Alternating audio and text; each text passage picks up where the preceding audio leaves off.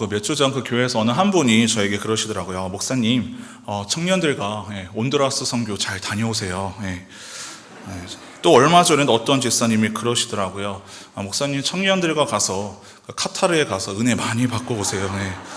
이것은 실화입니다. 그래서 참고로 저는 카타르에 월드컵을 보러 간 일이 없고, 저희는 다음 주 월요일부터 이제 일주일 동안 라오스라는 그러한 선교지에 가서 복음을 들고 또 주님께서 일하시는 그 주님의 역사하심 우리는 바라보며 나아갑니다.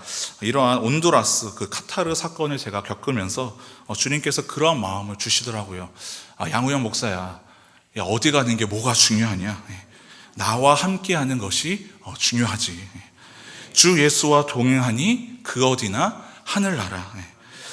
여행이라는 것도요, 어디를 가는 것보다 사실은 누구와 함께 하느냐가 그 여행의 그 즐거움과 그 기쁨을 좌우하지 않겠습니까? 이렇게 하나님의 그 일을 하는 데 있어서 선교를 가든 일이든지 또 교회 일이든지 하나님의 일을 하는 가운데 가장 중요한 것은 누구와 함께 하느냐입니다. 하나님 아버지와 함께 하는 것이 무엇보다도 중요합니다. 예수님을 만나는 것이 우리의 신앙생활의 전부가 될 수 있기를 간절히 소망합니다. 그 라오스 선교의 그 열매는요, 사실 오랜 기간 준비하고 또 많은 분들의 관심과 또 물질적 후원과 기도의 힘으로 그 청년들의 그 선교 땅에 가서 그 사역을 잘 하고 그 좋은 열매를 맺고 오는 것도 중요하지만요, 하나님과 동행하는 훈련을 하는 것이 저는 무엇보다도 가장 중요합니다. 그 선교는 잘 될 수도 있고요, 또 잘 안 될 수도 있습니다. 준비한 것만큼 우리의 어떠한 노력과 우리의 어떤 그 성과가 보이지 않을 수 있지만 그 시간 속에서 하나님이 주시는 놀라운 그 은혜를 누리는 것이 저는 그런 선교 사역의 값진 그런 열매라고 생각을 합니다. 오늘 이 시간도요, 우리가 오직 예수 그리스도를 바라보는 그 믿음의 눈으로 하나님의 일하심을 바라보는 그 열매가 우리의 삶의 자리에서 온전히 맺어질 수 있기를 간절히 바랍니다.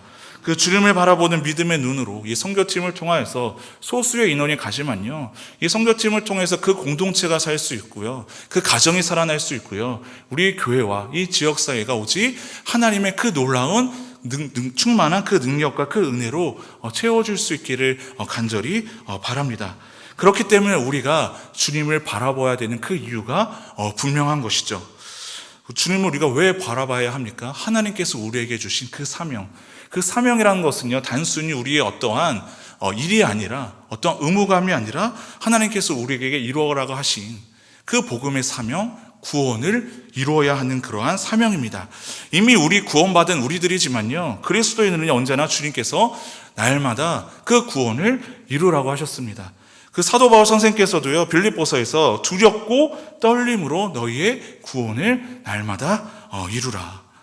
왜 그렇습니까? 그 다음 빌립보서 2장 13절에 보면 이렇게 나와 있습니다. 너희 안에서 행하시는 이는 하나님이시니, 우리를 불러 우리 안에서 역사하는 이가 하나님이시기 때문에 우리는 우리 스스로 일으키는 그 구원의 놀라운 능력이 아니라 우리의 구원을 이루시는 그분의 일하심을 바라보아야 하는 것입니다. 오늘 우리가 읽은 이사야서 이 말씀의 중심 주제는 굉장히 뚜렷합니다. 하나님이 이루시는 구원이라는 것입니다. 그 이사야라는 그런 이름의 뜻도 여호와는 구원입니다. 많은 신학자들이 이 이사야서의 그 특징을 몰사할 때 즐겨 쓰는 표현이 있습니다. 이사야서는 구원의 교향곡이다. 교향곡이 여러분 무엇입니까? 그 관악기와 그 현악기가 서로 조화를 이루도록 작곡된 아주 큰 규모의 그러한 기악곡입니다. 관현악으로 연주하는 형식 중 가장 규모가 크고요, 짜임새가 이렇게 완전해서요, 그 악보를 보면은 굉장히 길고 복잡하고, 이것을 어떻게 사람이 보고 바이올린을 연주하고 첼로를 연주하는지, 그 공연장에 가서 그 연주를 보면요, 굉장히 감동을 받게 됩니다. 그런데 그 악보는 굉장히 복잡하고 수많은 어떠한 연습과 그런 그 시간을 통하여서 그 한음 한음을 연주하는 것은 굉장히 복잡하지만요, 굉장히 또 단순하고 심플한 모습을 볼 수 있는데, 그 지휘자의 어떤 그 지휘하는 모습을 보면은 어렸을 때는 저 지휘자는 정말로 너무나도 쉽게 돈을 버는 것이 아닌가, 그런 생각을 제가 가끔 했다라는 거죠. 그 지휘자가 간단한 그러한 손짓으로 보이지만 그 지휘자는요, 그 모든 악보를 다 꿰고 있고요, 모든 악기의 소리들을 다 파악하고 이것이 어떻게 그런 회중들로 하여금, 그 관객들로 하여금 감동을 줄 수 있는지, 그 곡을 해석하고요, 그 악기의 그 연주음 하나하나를 다 통달해야 합니다. 그래서 우리가 눈에 그 보기에는요, 간단한 그런 손짓으로 보이지만 그 손짓 하나에 모든 그런 악기들, 그 단원들이 일사불란하게 그 아름다운 그 하모니의 그 소리를 내지 않습니까? 하나님의 여러분 일하심도 구원도 마찬가지라는 것이죠. 그 성경 역사를 보면요, 굉장히 그 구원을 이루어 가시는 이스라엘의 그런 배경과 그 민족의 그 이야기를 보면요, 굉장히 복잡하고 굉장히 혼란스럽게 느껴지기도 합니다. 그러나 그런 모든 주님의 그 작품, 하나님께서 쓰신 그 구원의 역사, 그 드라마의 그 이야기를 보면요, 굉장히 단순합니다. 하나님께서는 단순하게 그 구원의 역사를 이루어 가시는 것이죠. 우리를 위해서 이 땅을 창조하시고 죄로 인해 죽을 수밖에 없는 우리를 구원하시기 위해서 메시아 예수 그리스도를 보내주겠다. 그 예수 그리스도를 믿는 자들은 누구나 다 구원을 얻을 것이고, 우리를 위해 죽으시고 부활하신 그 예수 그리스도가 다시 오겠다. 하나님께서 우리를 향하신 그 메시지는 굉장히 단순합니다. 그러나 죄악에 빠진 우리들이 이 세상을 너무나도 복잡하게 살아가고 있다라는 것이죠. 그래서 우리들에게 필요한 것은요, 단순한 어떠한 신앙인의 열심과 그 노력보다 더 중요한 것은 우리의 인생을 지휘하시는, 이 온 인류 역사를 지휘하시는 하나님의 손길을 바라보는 것이 무엇보다도 중요하다라는 것입니다. 우리는 그 주님의 지휘에 맞춰서 오늘도 우리의 각자의 그 삶의 자리에서 주님이 주시는 그 은사와 재능과 시간과 또한 물질과 건강을 가지고 하나님을 바라보며 이 땅 가운데 그 구원의 노래, 그 복음의 그 찬양이 소리가 흘러나가야 하는 것이죠. 이 이사야서 그 말씀도요, 66장의 그런 방대한 그냥 그 말씀을 다루고 있지만 세 가지의 그 키워드로 나눌 수 있습니다. 앞에 전반부는 하나님께서 이스라엘 백성들을 향한, 세상을 향한 심판의 메시지가 39장까지 나오고요. 오늘 우리가 읽은 이 40장 말씀부터는 위로의 메시지, 그리고 56장부터는 희망의 메시지를 노래하고 있는 것을 우리가 볼 수 있습니다. 이 창세기부터 시작된 그 이스라엘의 그 구원 역사가 계속해서 이렇게 반복되고 있는 것이죠. 너희를 심판하겠다. 그러나 내가 너희를 구원하겠다. 너희는 그래서 돌아와야 해야 된다. 너희를 구원하기 위해 예비한 그 메시아가 반드시 오겠다. 심판의 메시지와 더불어서 언제나 우리의 유일한 소망 되시는 그 메시아를 계속해서 증거하고 주님을 말씀을 듣게 하는 것이죠. 그것이 바로 복음인 것입니다.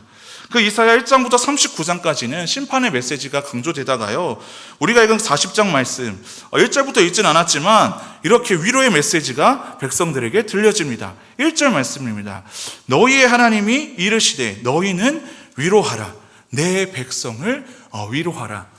여기서 여러분, 위로는 무엇입니까? 단순히 인간적인 어떠한 그 격려나 그러한 그 따뜻한 그 말이 아니라 우리를 위로하게 하는 것은 우리를 구원케 하시는 그 하나님의 놀라우신 사랑이고요, 예수 그리스도를 통한 놀라운 그 복음의 능력이 바로 우리를 위로할 수 있는 것이죠.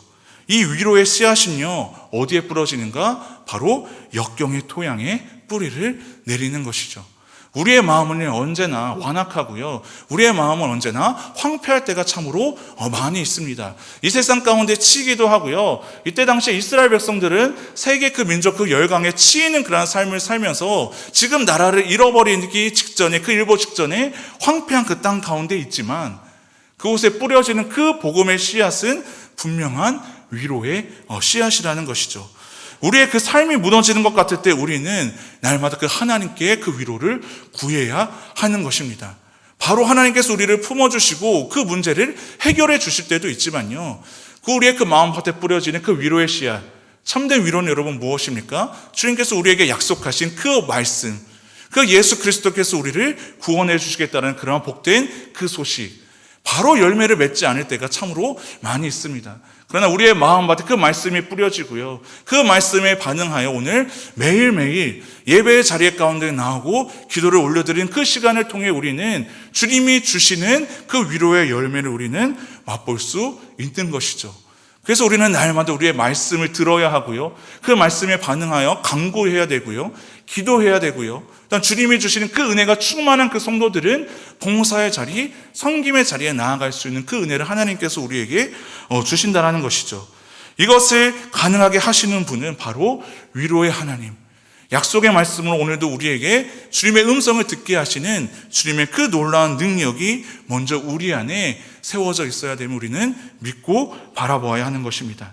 그래서 우리가 믿음 생활에 있어서는요, 위기가 닥칠 때도 내가 얼만큼 열심히 무언가를 하는 것이 아니라 내 문제가 무엇인지 먼저 파악하는 것이 아니라 그 문제의 답을 알고 계시는 그 하나님이 어떠한 분이신가, 그 하나님은 도대체 누구이신가 아는 것이 바로 우리 신앙인에게 필요한 그러한 믿음의 자세인 것입니다. 이사야서 40장은요, 이스라엘을 향한 위로의 메시지고요, 구원의 메시지가 이제 시작되었습니다. 이스라엘 백성들은요, 하나님 앞에 범죄하여서요, 이제 징계를 눈앞에 두고 있었습니다. 위로의 메시지, 소망의 메시지를 주고 있는 그러한 상황이지만 그들이 멸망하는 것은 변함이 없습니다. 이미 북이스라엘은 아수르에게 패망을 하였고요, 남유다 백성들은 그것을 타산지도로 삼아서 하나님 앞에 사실 신실하게 자신들의 그 믿음을 회복해야 함에도 불구하고 그들은 여전히 하나님을 떠났습니다. 여전히 우상을 섬기며 스스로의 힘으로 번영을 꿈꿨던 그 남유다 백성들, 그러한 유다 백성에게 이사야 선지자는요, 이 나라가 분명히 망할 것이다, 바벨론에 의해 멸망할 것이고 포로로 잡혀갈 것을 예언하였습니다. 이스라엘 백성들은 이 강대국의 틈바구니 속에서 고통받게 된 그 자신들의 그 상황을 보면서 한탄합니다. 그리고 그 한탄이요, 그 근원의 원인이 자신들을 향한 것이 아니라 누구에게 돌리는가? 하나님께 돌리고 있습니다. 자신들은 열심히 똑바로 살았다라고 합니다. 나는 믿음 생활 어렸을 때부터 모태신앙으로 잘 해왔다라고 사람들은 말합니다. 우리의 그 조상은 택한 아브라함의 밑족이고 나는 잘못한 것이 없다. 하나님께서 그들의 길을 숨겨버렸고 자신들의 억울한 처지를요, 오히려 하나님께서 들어주시지 않는다고 지금 이스라엘 백성들이 투덜대고 있다는 거예요. 그래서 27절 말씀에 보면요, 세 번의 성경은 이렇게 나와 있습니다. 하나님께서 그들의 모습을 보시고 이렇게 얘기합니다. 야곱아, 내가 어찌하여 불평하며 이스라엘아, 내가 어찌하여 불만을 토로하느냐? 어찌하여 주님께서는 나의 사정을 모르시고 하나님께서는 나의 정당한 권리를 지켜주시지 않는다 하느냐? 이렇게 불평 불만을 토로하는 사람이 누구라는 겁니까? 이스라엘 백성들이라는 것이죠. 이 본문에서 사용된 그 야고바라고 하는 그런 표현은요, 이스라엘 백성들을 가리킵니다. 나약하고 힘없고 제멋대로인 존재로서의 그러한 이스라엘을 표현했을 때 하나님께서는요, 야고바라고 표현하는 거예요. 야곱이 여러분 어떠한 사람입니까? 그렇게 불평 많고 투덜대던 하나님 앞에서 그 이스라엘을 지칭하기 위해 주님께서는 지금 야곱으로 부르고 계신 것이죠. 우리도 이러한 마음 여러분 있을 때가 있지 않습니까? 주님을 원망할 때가 참으로 많이 있고요, 원망까지는 아니더라도 우리의 입술의 고백 가운데 감사와 은혜가 넘치는 시간보다는 불평 불만이 많을 때가 참으로 많이 있습니다. 하나님이 혹시나 너무나도 피곤하거나 바빠서 우리를 도와주지 못하거나 우리에게 귀 기울이지 않으시는 것은 아닌가? 하나님께서 관심이 나에게 없으신 것처럼 그렇게 느껴질 때가 많이 있습니다. 그러나 이것은요, 하나님을 잘 몰라서 하게 되는 미련한 모습입니다. 이스라엘이 여러분 멸망한 이유는 무엇입니까? 하나님의 은혜를 버리고 세상 힘을 의지했기 때문입니다. 예레미야 선지자 역시 그 2장 13절 말씀을 이렇게 고백합니다. 내 백성이 두 가지 악을 행하였나니 곧 그들이 생수에 근원되는 나를 버린 것과 스스로 웅덩이를 판 것인데 그것은 그물을 가두지 못할 터진 웅덩이들이라. 유다가 바벨론 포로로 잡혀간 그 두 가지 이유를 설명하는데요, 그것은 먼저 생수의 근원 되시는 하나님 그 여호와를 버린 것이고요, 또 스스로 자기가 웅덩이를 팝니다. 살기 위해서요. 그런데 그것은 물을 가두지 못하는 그러한 터진 웅덩이라는 것이죠. 현대 그리스도인은 역시 하나님을 믿는다고 하면서도요, 생수의 근원 되시고 모든 지혜의 근원은 신 하나님을 떠나 스스로 웅덩이를 팔 때가 많이 있습니다. 그러나 그 웅덩이는요, 물을 비축할 수 없는 터진 웅덩이라는 것입니다. 땅 파느라 헛님만 뺄 뿐 그 마실 물을 얻지 못하는 그 미련한 자의 그 모습이 오늘날 그리스도인들에게도 있을 수 있다라는 것이죠. 그러고는 하나님 탓을 하는 것입니다. 하나님을 버리고 자기 뜻대로 살다가 그 임한 고통을 하나님 탓으로 돌리지는 않는지, 우리의 그 믿음을요, 이 이사야서 말씀을 통해, 이스라엘 백성들을 통해 우리가 한 날마다 돌아볼 필요가 있습니다. 하나님께서는요, 그분의 그 백성들이 하나님만을 바라보기를 원하십니다. 너희가 무엇을 해라, 좀 해줬으면 좋겠다. 하나님께서 우리에게 거창하거나 사실은 대단한 것을 요구하시는 것이 아닙니다. 너희는 그냥 나만 좀 바라봐 달라. 우리의 힘이 아닌, 스스로의 힘이 아닌 하나님께서 주시는 그 힘으로 우리가 살아가기를 주님께서는 지금도 간절히 원하신다라는 것이죠. 그렇다면 그러한 하나님은 여러분 누구십니까? 오늘 우리가 읽은 28절 말씀 이렇게 나와 있습니다. 우리 함께 한 목소리로 읽겠습니다. 시작. 너는 알지 못하였느냐?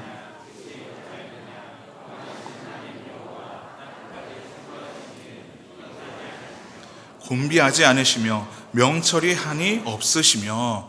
아멘. 그 해답의 그 답을 하나님이 누구신지 먼저 지금 알려주는 겁니다. 창조주 하나님의 영원성, 창조주께서는 그 인간의 지혜와 이해를 뛰어넘는 방식으로 온 인류의 역사를 지금도 이끌어가고 계십니다. 하나님의 생각과 기획안에 고민하고 생각하기보다는요, 우리는 그분의 능력을 바라보는 것입니다. 그것이 여러분 믿음이고요, 신뢰입니다. 어찌 이 연약한 인간이 하나님의 그 능력을 의심하고 측정하고 판단할 수 있겠습니까? 그래서 우리는 그 하나님만을 그저 바라보는 거예요. 그냥 덮어놓고 믿는 믿음이 아니라요, 하나님이 어떠한 분이신지 우리가 하나님의 말씀을 통해 깨닫고요, 우리의 기도를 들으시는 그 하나님이 어떻게 내 삶 속에서 역사하시는지 그것을 경험하고 누린 자들은요, 그냥 하나님만 바라보며 나아가는 것이에요. 그것이 우리들에게 필요한 믿음이라는 것입니다. 아이와 젊은이는, 오늘 말씀 가운데 그 소년과 그 젊은이는 힘과 강건함을 자랑하지만 이들도 언젠가는 비틀거리며 지쳐서 넘어진다라는 거예요. 제가 이 청년부 사역을 하면서 청년들의 그 믿음이 순수한 사람들을 참으로 많이 있고, 저보다 믿음 좋은 그 청년들을 만날 때 참으로 감사함을 느낍니다. 그런데요, 가득 가다가 그 청년들은 이렇게 열심으로 무언가를 해보다가 자신의 힘과 강건함을 의지해서, 자신의 능력과 그 지식을 의지해서 살아가는 그런 청년들의 모습을 가끔 볼 때가 있습니다. 그럴 때 한계를 깨닫게 되고 좌절하는 그 모습을 볼 때 참으로 안타까운 것이죠. 목회자로서 뭐라고 하면은 잔소리를 해요. 하지 말래요. 내가 알아서 할게요. 이렇게 직접적으로 말하시는 건 아니지만, 목사님이 뭘 안다고. 아주 소수입니다. 아주 소수. 시험에 들지 마시기 바랍니다, 청년들. 자기 능력을 의존하는 그러한 청년들의 모습을 볼 때는 속으로 그런 거죠. 깨져봐야 알지. 저도 많이 겪었거든요. 그리고 저는 바로 한 걸음 앞에서, 저도 뭔가 이렇게 잔소리를 하게 되는 것 같아서 항상 망설여지게 되고요, 제가 사랑하는, 제가 품어야 될 그 영혼들이 앞에 지금 장애물이 있고 불구덩이가 보이는데 뭔가 열심히 달려가는 그런 모습이 보이면요, 진짜 다리를 걸어서 넘어뜨려서라도 그 길을 가고 싶지 않게 않을 때가 참으로 많이 있다라는 것이죠. 아직 제가 그 말씀의 능력이 없는지, 기도가 부족한지는 모르지만 그런 모습이 보일 때마다 참으로 안타까움을 느끼게 됩니다. 혹시나 이 교회 공동체 안에서 저뿐만이 이 청년들을, 그 어린 영혼들을 지도하는 역할이 있는 것은 아니잖아요. 여러분이 지역사회에 가다가 혹시 중고등부 학생들이나 청년들이 잘못된 그 모습을 보이면요, 뒤통수를 치서라도, 다리를 걸어 넘어뜨려서라도 그 나쁜 죄악의 길로 가는 것을 막아야 하지 않겠습니까? 말이 안 통하면요, 어떻게 해야 돼요? 기도해야죠. 무슨 생각을 하시나요? 말이 안 통하면요, 기도해야죠. 폭력은 쓰지 마십시오. 그래서 말로 하는 것도 여러분 폭력이 될 수 있거든요. 제가 사실은 그런 것이 연약하거든요. 그들의 영혼들을 위한다라고 하지만 사람의 말에는 힘이 없는 거예요. 저는 그저 가이드일 뿐이거든요. 제가 온전한 그 진리를 완벽하게 가르칠 수 있는 능력을 하나님께서 저에게 주시지 않았습니다. 그러나 저보다 한 발 앞서서 주님께서 저를 인도하여 주시고, 그저 예수 그리스도를 바라봐라, 완벽한 어떤 그런 설교 메시지와 진리를 은혜롭게 가르칠 수 있는 능력은 없지만 가르칠 수 있는 능력이 있다는 것이죠. 예수를 바라봐라. 약간 더 영적으로 민감성을 하나님께 저에게 주셨으니 저는 그저 가이드의 역할을 하는 것 뿐이죠. 선교지에 가거나 여행을 갈 때도 가이드를 해주는 사람들의 역할이 있지 않습니까? 우리가 그 가이드를 여러분 바라보기 위해 갑니까? 아니죠. 가이드가 가르쳐주고 인도해주는 그것을 보고 뭐 관광하는 어떠한 그곳에 가서 감동을 얻든지, 그 선교사님의 어떤 그런 인도하심에 따라 우리가 그 주님의 일을 바라보는 것처럼요, 우리는요 그 어떠한 그 사람도 의지할 수 없는 그런 연약한 존재입니다. 완전하신 그 하나님 아버지만을 바라볼 수 있는 저와 여러분 될 수 있기를 간절히 바랍니다. 그래서 이사야 선지자들 오늘 본문에서요 구원의 메시지, 이 소망의 메시지를 주면서 구원 얻는 비결을 일러줍니다. 이것을 우리가 한번 집중해 보기를 원하는데요, 하나님을 바로 알고 하나님을 앙망하는 것입니다. 그러면 어떻게 된다고요? 독수리가 날개쳐 올라감 같을 것이요. 31절 말씀인데 우리가 함께 믿음으로 선포하면서 읽겠습니다. 시작. 오직 여호와를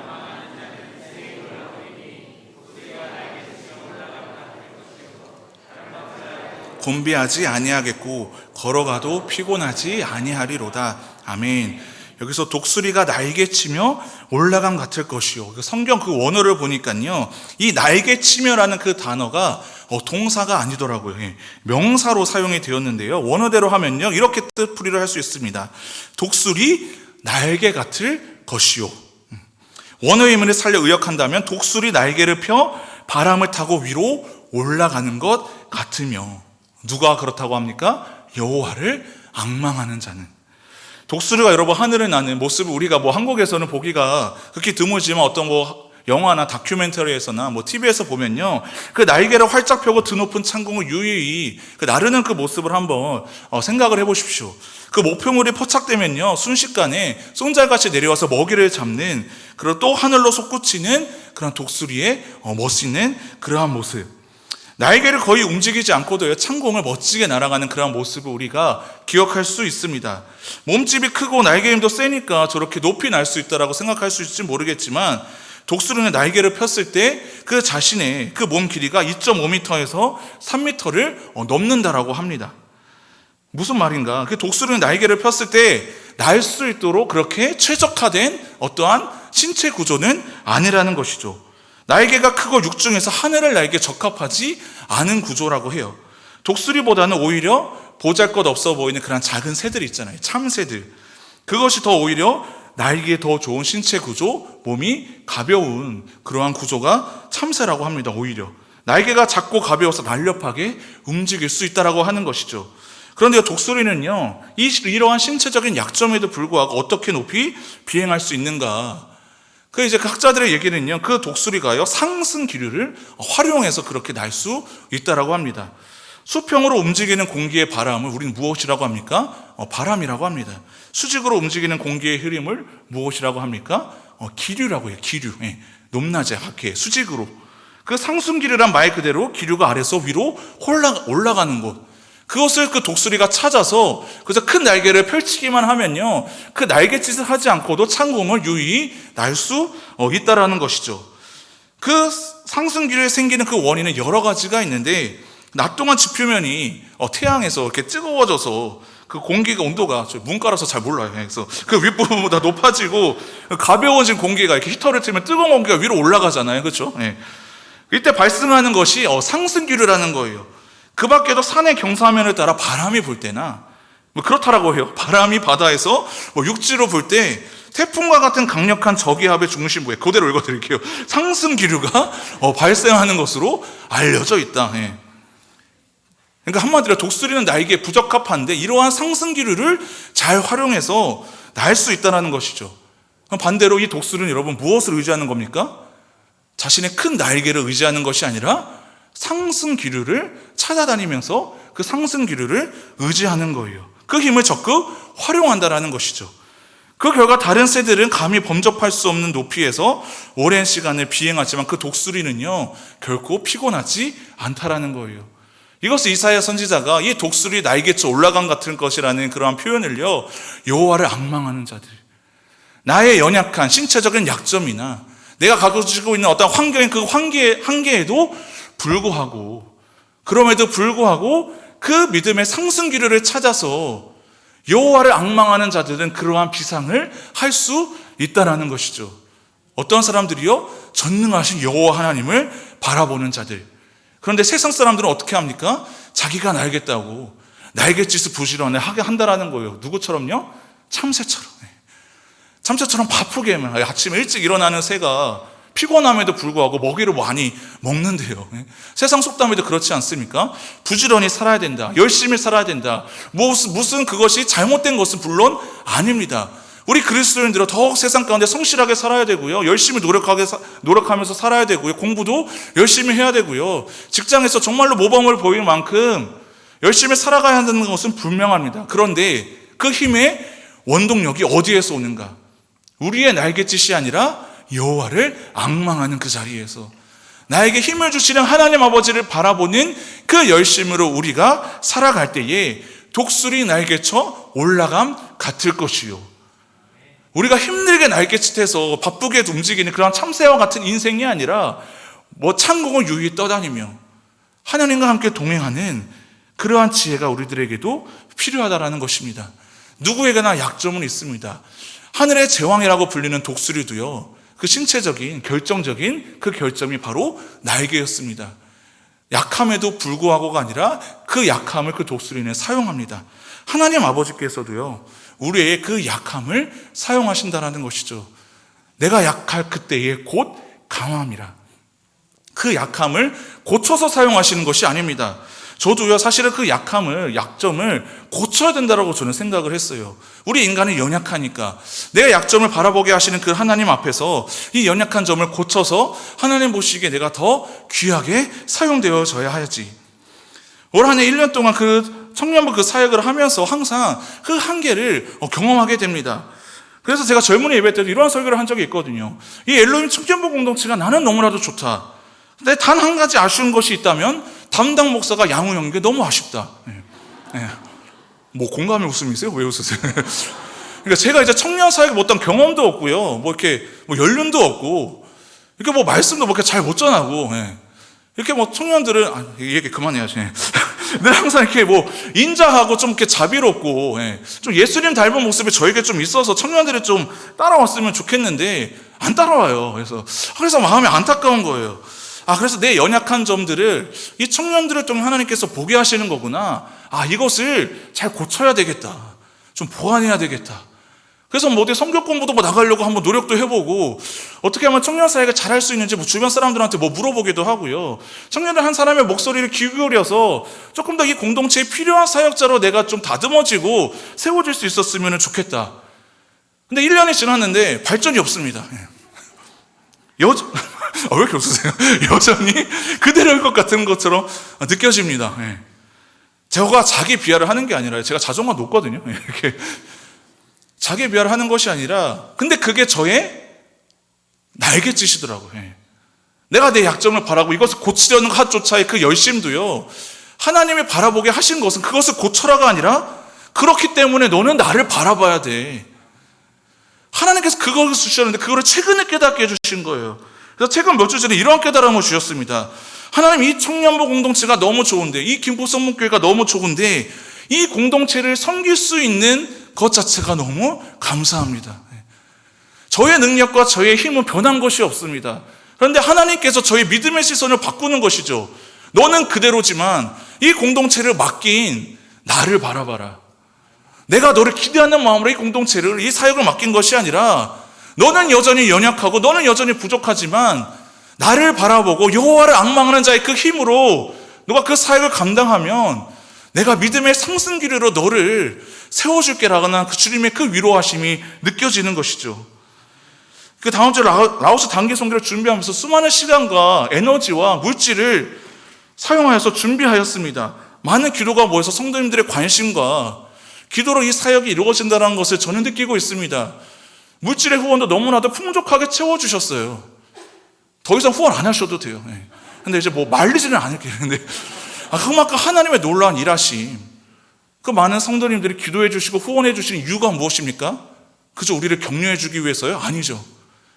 우리의 일이 아닌 하나님의 일이기 때문에, 주님이 그 일하심을 바라보는 믿음의 눈이 열린 그 분들은요, 물질로 헌신할 뿐만이 아니라 기도로 후원해 주시고 같이 눈물 흘리며 그 청년 공동체를 위해 격려해 주시는 것이죠. 그런데 이 선교는요, 다른 거 다 철저히 다 준비를 할 수 있어도요, 유일하게 할 수 없는 것이 있습니다. 그것이 무엇인가 하면요, 사전 답사를 할 수가 없어요. 비용이 많이 드니까 가장 중요한 그 선교 사역이요, 사전 답사를 할 수가 없습니다. 선교지 그 땅에 떨어지는 순간부터요, 누구를 의지하는가? 그 선교사님을 의지하는 거예요. 우리가 아무리 철저히 계획을 세우고 준비를 해도요, 그 눈앞에 펼쳐지는 상황을 우리가 예측할 수 없으니 그저 우리는 그 선교사님만 의지하는 것이죠. 우리의 인생도 여러분 비슷하지 않습니까?